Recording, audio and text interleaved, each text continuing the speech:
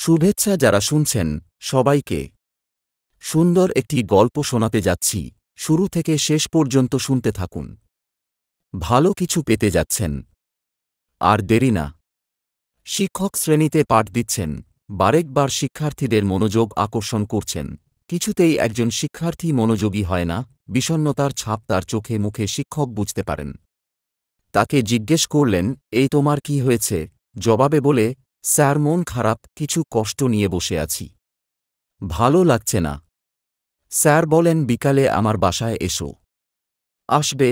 মাথা নেড়ে বলল, জি স্যার, আসব। যেই কথা সেরকম কাজ। যথাসময়ে বাসায় আসলে শিক্ষক তার জন্য লেবু শরবত আনতে ব্যস্ত হলেন। ইচ্ছে করেই লবণ বাড়িয়ে দিলেন। শরবত তাকে দেয়া হল, লবণ এত বেশি ছিল যেন মুখে তার ছাপ দেখা গেল। শিক্ষক বলেন, লবণ বুঝি বেশি, আমি কমিয়ে আনি। সেই সময় ছাত্র বলে উঠল, লাগবে না স্যার, একটু চিনি বাড়িয়ে দিলে হবে। হ্যাঁ, ঠিক বলছ।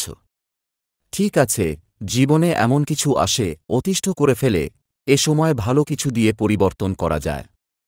তাহলে বুঝে গেছ, বিষণ্ণতাকে হালকা করে তোলার জন্য ভালো কাজে এগিয়ে থাকতে হয়। ভালো কিছুতে ডুবে ব্যস্ত থাকলে সেই বিষণ্ণতা ঠিকবে না, হারিয়ে যাবে, জীবন পাবে নতুন মাত্র।